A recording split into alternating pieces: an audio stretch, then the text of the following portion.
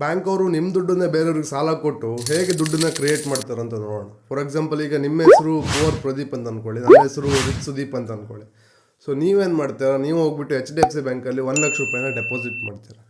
So ನೀವು deposit ಮಾಡಿರೋ 1,00,000 ರೂಪಾಯಿನ HDFC ಬ್ಯಾಂಕ್ ಅವ್ರು ಏನು ಮಾಡ್ತಾರೆ ಅಂದರೆ 22.5%, ಅಂದರೆ 22,500 ರೂಪಾಯಿನ ರಿಸರ್ವ್ ಇಟ್ಕೋತಾರೆ. ಇದು ರಿಸರ್ವ್ ಬ್ಯಾಂಕಿಂದ ರೂಲ್ಸು, 22.5% ರಿಸರ್ವ್ ಇಟ್ಕೋಬೇಕು ಅಂತ.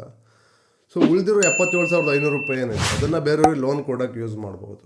ಸೊ ನಾನೇನು ಮಾಡ್ತೀನಿ, ನನ್ನ ಹೆಸರು ರಿಚ್ ಸುದೀಪ್ ಅಲ್ವಾ, ನನ್ನ ಹೆಸರು ಮಾತ್ರ ರಿಚ್ ಸುದೀಪ್, ನನ್ನ ಹತ್ರ ದುಡ್ಡು ಇಲ್ಲ, ಬಟ್ ನಾನೀಗ ಐಫೋನ್ ತೊಗೊಳ್ಬೇಕು, ನನ್ನ ಹತ್ರ ಬ್ಯಾಂಕ್ ಬ್ಯಾಲೆನ್ಸ್ 0 ಇದೆ.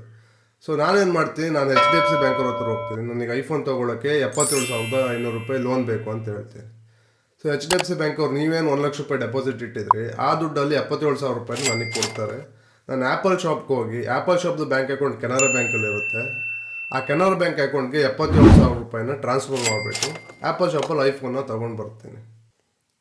ಈಗ ನೀವೊಂದು ಲ್ಯಾಪ್ಟಾಪ್ ತೊಗೊಳ್ಬೇಕು, ಬಟ್ ನನಗೆ ಲ್ಯಾಪ್ಟಾಪ್ ತೊಗೊಳಕ್ಕೆ ನನ್ನ ಹತ್ರ 1 ರೂಪಾಯಿ ಇಲ್ಲ. ಸೊ ನಾನೇನು ಮಾಡ್ತೀನಿ ಅಂದರೆ, ನಾನು ಕೆನರಾ ಬ್ಯಾಂಕಿಗೆ ಹೋಗ್ತೀನಿ. ಕೆನರಾ ಬ್ಯಾಂಕಲ್ಲಿ ಆ್ಯಪಲ್ ಶಾಪ್ ಅವ್ರದ್ದು ದುಡ್ಡೇನಿರುತ್ತೆ, ಐಫೋನ್ ತೊಗೊಂಡಾಗ ಹಾಕಿರೋದು, ಆ ದುಡ್ಡು 77,500 ರೂಪಾಯಿ ಇರುತ್ತೆ. ಸೊ ನಾನೇನು ಮಾಡ್ತೀನಿ ಅಂದರೆ, ಅದರಲ್ಲಿ ಪುನಃ 61,000 ರೂಪಾಯಿನ ತೊಗೋತೀನಿ. ಅವ್ರು ಪೂರ್ತಿ 77,000 ರೂಪಾಯಿ ಲೋನ್ ಕೊಡೋಕ್ಕಾಗಲ್ಲ, ಅದರಲ್ಲಿ ಕೂಡ 22.5% ರಿಸರ್ವ್ ಇಟ್ಕೋಬೇಕಾಗುತ್ತೆ.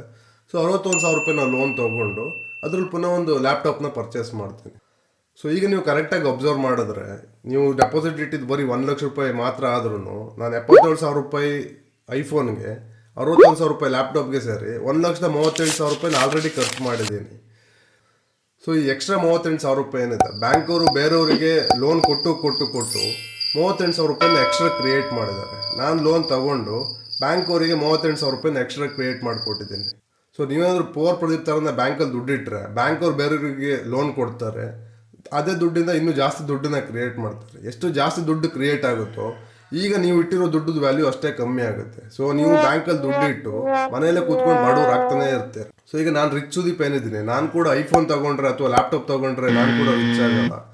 ಸೊ ಅದೇ 1,38,000 ರೂಪಾಯಿನ ನಾನು ಬೇರೆ ಕಡೆ ಬಿಸ್ನೆಸ್ಸಲ್ಲಿ ಇನ್ವೆಸ್ಟ್ ಮಾಡಿಬಿಟ್ಟು ಅದರಿಂದ ಡಬಲ್ ದುಡ್ಡನ್ನ ಅಥವಾ ತ್ರಿಬಲ್ ದುಡ್ಡನ್ನ ಮಾಡಿದ್ರೆ, ಲೋನ್ ಮಾಡಿಬಿಟ್ಟು ಬಿಸ್ನೆಸ್ಗಳಲ್ಲಿ ಇನ್ವೆಸ್ಟ್ ಮಾಡಿದ್ರೆ ನಾನು ಕೂಡ ರಿಚ್ ಆಗುತ್ತೆ ಅಂತ ಸಿಗುತ್ತೆ.